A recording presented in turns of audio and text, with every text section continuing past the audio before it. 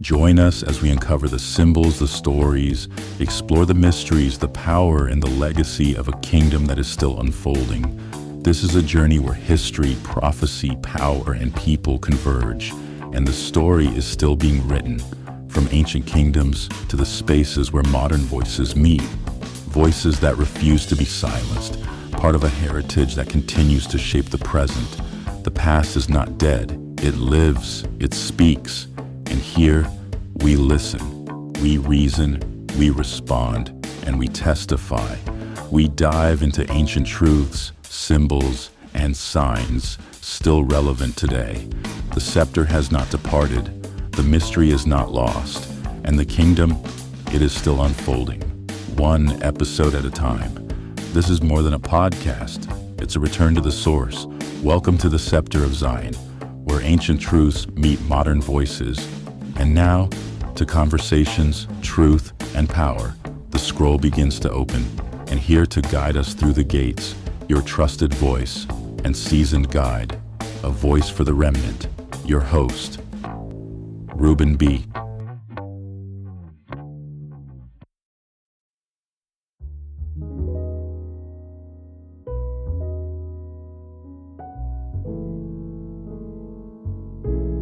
Hey there, welcome. I'm so glad you're here. You could have been anywhere else, but you're here with me. Welcome. Hey, no lectures, no stiff history classes, just stories. A little bit of wisdom tucked in this mix. It's a lot of wisdom. By the way, hey, I'm a part-time traveler, a full-time overthinker. So, welcome to the very first episode.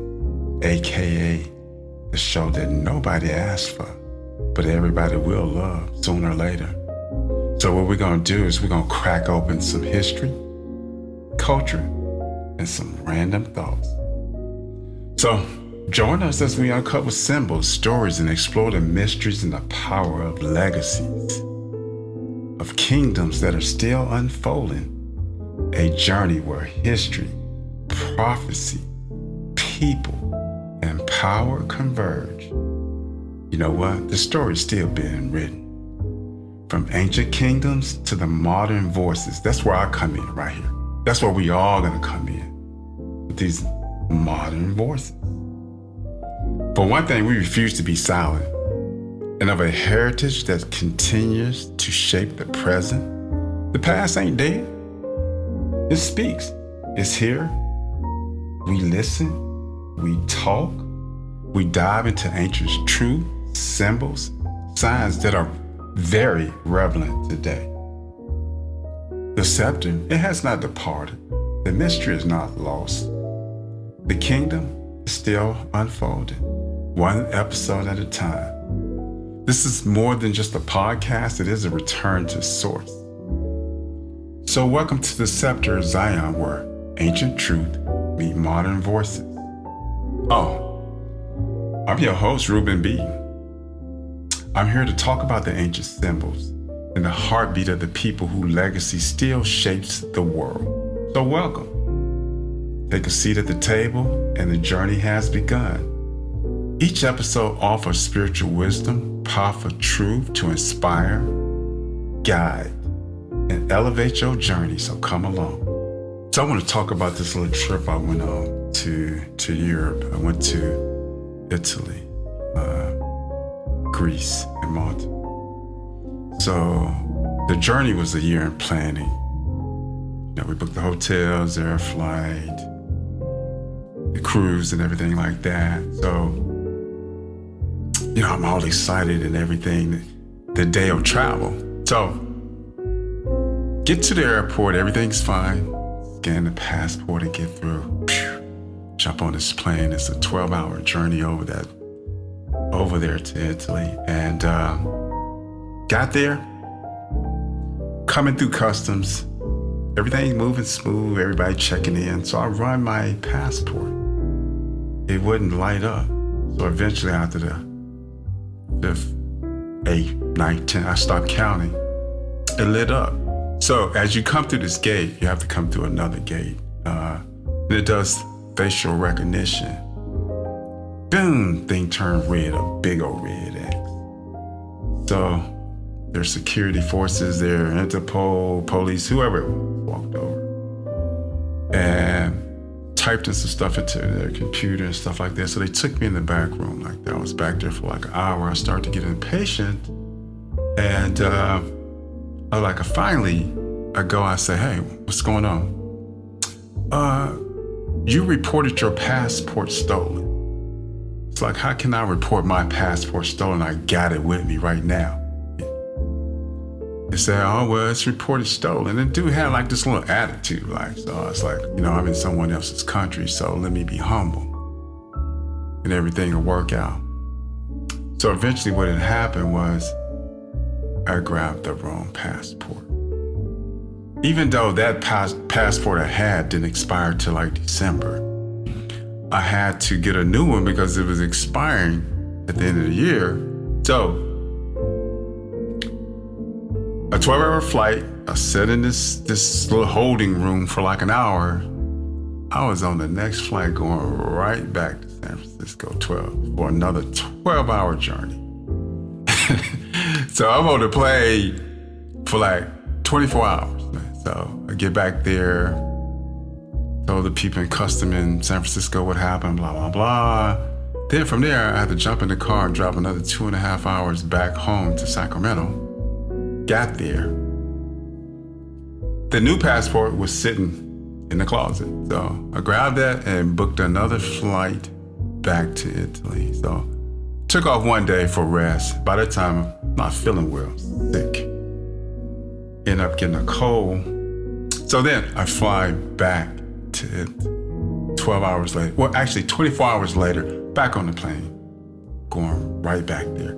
I really wanted to check this place out because, coming up as a kid, you see this Leaning Tower, you see this Colosseum, you hear so much about Rome, you hear a lot about Athens, not so much about Malta. I didn't hear a lot about that coming up as a kid, but especially, Rome and the Vatican and Vatican City. So that I really wanted to see, and so I got back over there as quick as I could. So, but anyway, just traveling to Athens and then Rome. It felt like, man, you walking through these ruins, you can't help but like time travel. You see these marbles everywhere, these big giant open palaces. But it's like every corner feels like there's a whispering story of gods, philosophers, scandals. Anyway, in the vibe of the city, it had this little laid back electric feel, surrounded by ancient buildings, right? Rome to Athens, two ancient capitals, dripping in history and style, with a little bit of modern mixed into it. These 1,000-year-old ruins just still standing there. The Colosseum, the ancient building, everything is more spectacular than the Colosseum. So you're looking at everyday life in Rome. This stuff is just happening around these temples, these fountains, and these cathedrals, which was amazing. And then there's like Athens, boom, this energy shift that was epic. Because Athens is really gritty. You're in the heart of philosophy, democracy, most of all mythology. But Rome and ancient, they both speak in stones, marbles, columns, ruins. It has this old living pulse to it. But Athens, boy, it shouts and symbols, both in the past. It has personality. Rome and Athens, they both have like different flavors though, but it's the same level of the soul. Because basically these two countries, they influenced Western civilizations, particularly Christianity, right? So the streets of Rome and Athens, they both echo with rhythm.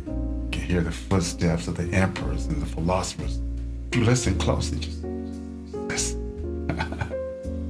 It ain't like these cities were frozen in time, but some of the ruins they were. But they still alive, we're mixing the past into the present, like one moment you're staring at Metropolis, then you're looking at Caesar's palace. It's like history is something that happened, but it's still happening. So Athens reminds us to question everything. Even be yourself. Be present. Be curious. Be part of the living story, part of the living history. Welcome to the Scepter of Zion. We'll be right back.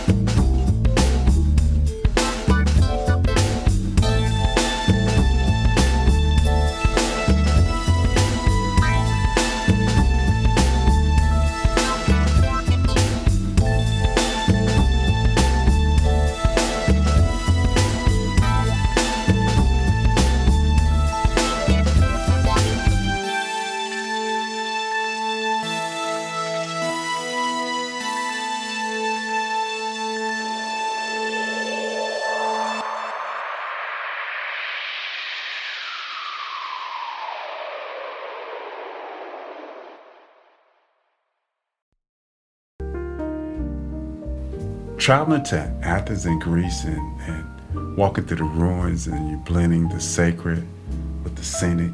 So it was kind of soul stirring, and trust me, it was. So there was a moment of reflection, connection, and even revelations of a lot of the ancient buildings with symbols and statues with symbols and temples with symbols.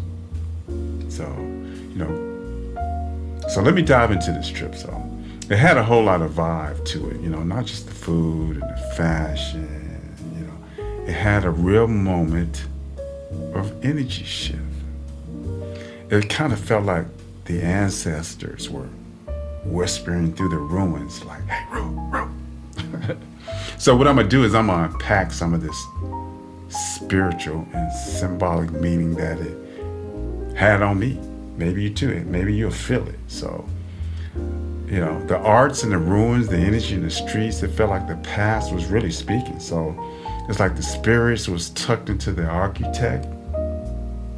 And like I said, the statues as well, And walking through the ancient streets of Rome and Florence, you couldn't help think about, wow, the legacy that was left here and the impact that it still has. So, you wonder, like, who leaves their mark in these stones? Who gets remembered? Who gets erased? There's something wild and amazing about standing in front of a statue or a temple that's thousands of years old and realize, we're still wrestling with the same thing, power and faith, right? Power and faith. But one thing though, I didn't get a chance to go to the Vatican, and I will the next time I get over that way, but some of the churches that they had in Florence, Athens, these churches were like, whew. Some of the stuff was like draped in gold. They had like gold thrones and just chandeliers sparkling. You walk in, just sparkling everywhere, it was just amazing to see. So You look up at the beautiful details in the ceilings, and I thought, wow, someone vision turned this into stone and paint. A whole message that's encoded in these beautiful signs and symbols. Ton of hidden messages in this, though, because art is prophecy, whether you know it or not. There's symbols and statements that's hidden in the truth. The architect is memory, and sometimes travel can activate a part of your mind. The people walking through exile and empires, and even in Italy, the so-called center of Western civilization, you can still feel the echoes if you tune in. Because a spirit doesn't care about borders. It just shows up whenever and wherever there's a crack in the noise. So Rome. Why is Rome the Christian capital of the world? Italy, Rome. It's the heart and home of Christianity. But you remember I told you that there's like a crack in the noise, that a spirit don't care? I told you, hey, these modern voices, we're going to reveal symbols, signs. Just come along for this journey out. It's going to be very interesting. I'm trying to tell you that. So, Rome represents both power and transformation. So, you can go to your King James Bible and pull this out and go to Romans chapter 1, verse 7. It talks about Rome. But at that time, back then, Rome was the center of an empire, a multicultural cosmopolitan city full of wealth. Check this out. Slavery, philosophy, right? And idolatry. Rome was the capital of the Roman Empire, the most powerful civilization in the known world. Rome had global influence politically, culturally, and militarily. Christianity reached Rome early. This made Rome a sacred site for early Christians. Now, a lot of folks say Christianity began in Judea, but let's unpack that. It's a little bit more deeper than that. But Yahshua, yes, Yahshua, the one they call Jesus, talked, walked, and lived in Judea. No question about it. But the religion, what we call Christianity today, that didn't come out of Galilee. The religion, the structure, the theology, the rituals, the philosophy, they were shaped in places like Antioch, Rome, and especially Alexandria, Egypt. But now in Antioch of Syria in the 1st century, that was a major Greco-Roman city under the Romans' rule. It was a place where Greek influence, multicultural fusion, and philosophical openness took place. And that's why it played a key role in forming the early version of Christianity.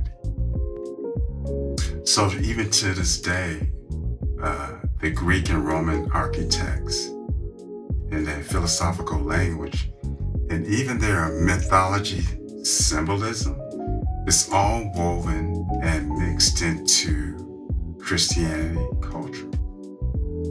Rome and Greece, they just didn't adopt Christianity as we know it and as we see it today. They actually shaped it. And in many ways, they redefined it. Oh yeah, they reshaped it, redefined it, and did all sorts of things with it. So it rings clear in all their ancient architects and designs. It emerged from the Second Temple Judaism during a time when the area was under the Roman rule. Christian movement was then legalized by the emperor Constantine in 313 CE. And it was later, some 70 years later, it became the official religious movement by the Roman Emperor Theodosius or something like that, like 380 CE.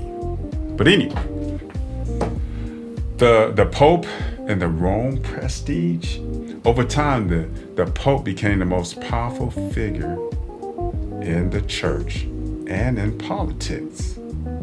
So when the Roman Empire fell, particularly the Western Empire fell, the Roman Church kind of filled the power vacuum. The church kind of held Rome together, that society, through the Middle Age. So Rome became the spiritual capital of Western Christianity. And it has global expansion. European powers like Spain, Portugal, France, Christianity spread worldwide, rooted in Rome. So today, even right now, the Vatican is one of the richest tax-free entities on the planet. It's an independent city and state that's inside of Rome. It's the administrative heart of the Catholic Church with over 1 billion followers. Rome became a Christian capital of the world because it's the center of the empire where Christianity took roots. It's a both symbol of Christian authority and historical continuity. Yeah, right there in the Vatican City. So follow me over here to Olympia, Greece. It's not a modern city, and they didn't have the modern Olympia stadiums, but it had ancient sanctuaries. This is where it all began, right here, the Olympics. Well, Olympia is not a big city. It's kind of tucked away, surrounded by hills, olive trees galore, wildflowers. But this city wasn't built for just kings. This city was built for the gods, the Greek gods. People travel here from all over the ancient world, the Athens, Sparta, even from way far distant colonies to worship Zeus at this massive temple and take part in these games that basically honored him. So I took pictures at this temple. It just had columns. It didn't have a roof on it. But the Temple of Zeus was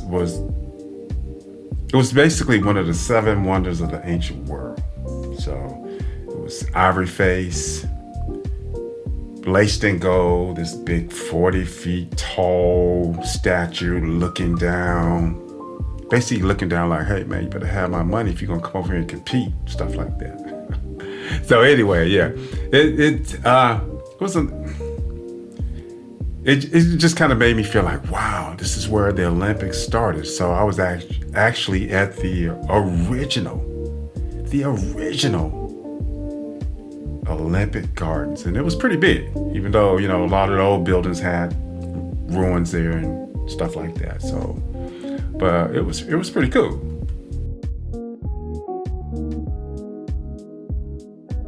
So the Greeks, they believed that Olympia, this place, was too holy for war. There was a sacred truce during the Olympic festivals where athletes and travelers could get there safely. They would pause fighting just for the worship and competition. So it was basically a spiritual training ground. So like every 4 years, like now, every 4 years, athletes from across the Greek world, they came here to compete, but also to worship.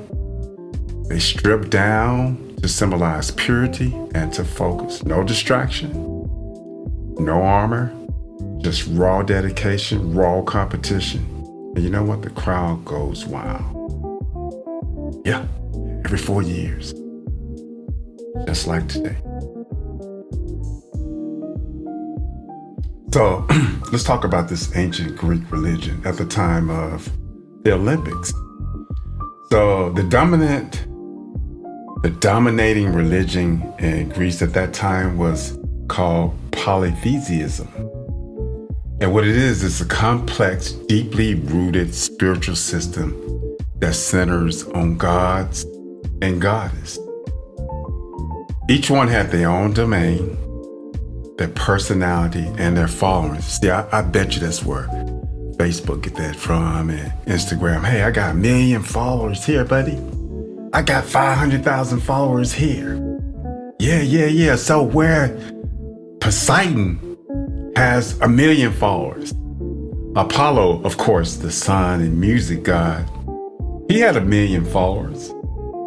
Athena, the wisdom war strategist, the female goddess, she had like 2 million followers, I guess.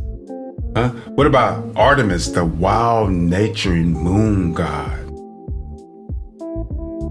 He had a few thousand followers as well. Check it out.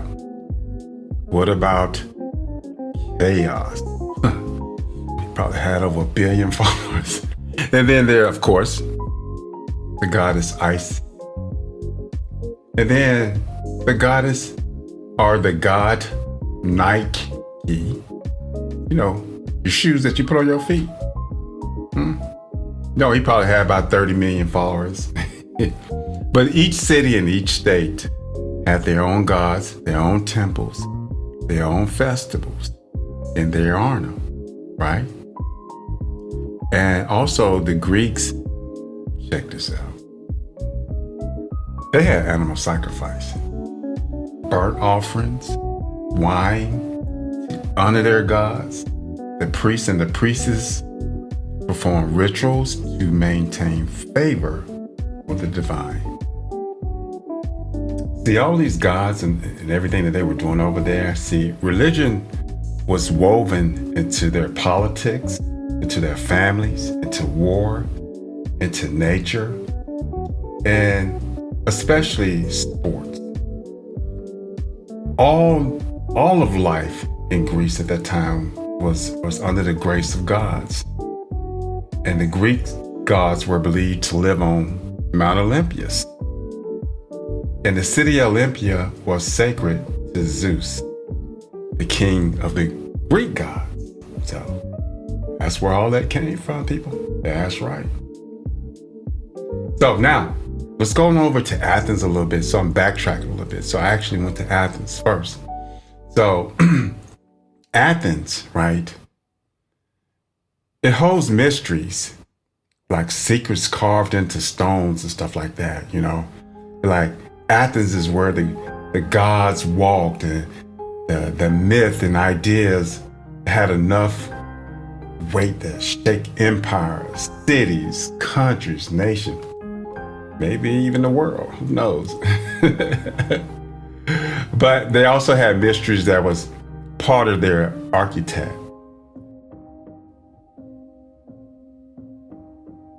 But, you know, like some of these churches are small, but they centuries old, tucked away. And, you know, they candle lights everywhere. You go in there, there's candle lights everywhere.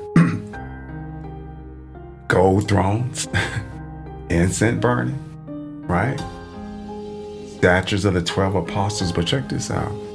They also have pictures of the Black Madonna, right? Holding a child. So somebody tell me what that means. I know what it means, but I want somebody to tell me that.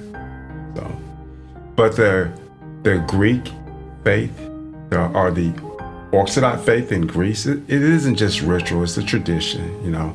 But you also have other thriving communities over there. The Catholic Church, Protestants, Muslims, Buddhists, all right? So, but the Greek Orthodox is also a revival movement, connecting back to the old gods and festivals, not as superstition, but as cultural memory and spiritual expression. Okay, there's also a rise in people that are identifying with spirituality, where they just meditating in the parks and the hills and cafes. And so Athens today is a spiritual crossroad, just like it was centuries ago. Temples may be there, right? Right? The incense might be there, the ancient hymns, but Athens still teaches that faith in all forms is not about the gods we name, but the meaning we seek. Athens, for thousands of years, was deeply rooted in mythology, philosophy, and religious transformation. Right? So let's talk about this for a minute. So Athens was actually named after the Greek goddess Athena, the patron of wisdom and war. So philosophical spirituality, these so-called three philosophers, Socrates, Plato, Aristotle, these thinkers, they shifted spiritual focus from external deities to internal, virtual, ethics, and the soul. So Plato Academy explored the metaphysical, or Socrates, he was accused of corruption for not believing in the tradition gods. So the Orthodox spirituality focused on divine mysteries, saints, and visual worship through icons. They're gods, but they wanted. So we reached the bottom of our time for this first episode in our journey through these mysteries and symbolisms of the ancient Western world. Hey, we ain't closing that book, we opening it right up, right in your face. Because in the ruins, there's a whisper. In the stones, there's an echo. There's symbols that's carved into history. So we're gonna open that on up. So we invite you to return next week.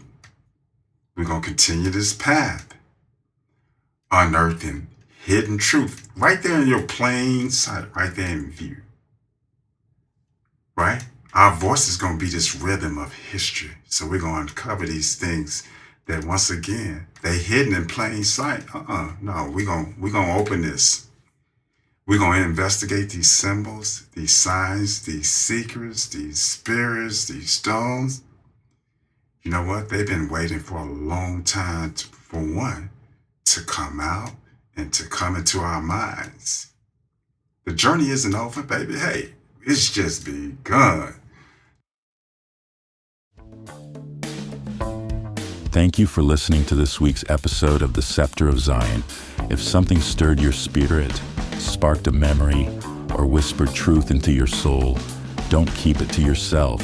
Share it, speak it, walk in it. We invite you to invite others into the conversation, into the unfolding. This is more than a podcast. It's a movement returning to the root and rising with the call. Until next time, hold the line, guard the flame, and never forget who you are, because the kingdom isn't coming. It's already here and rising, one voice at a time. You've been listening to the Scepter of Zion, a Kingdom of Shalom production. Subscribe, share, and join us as Zion rises again.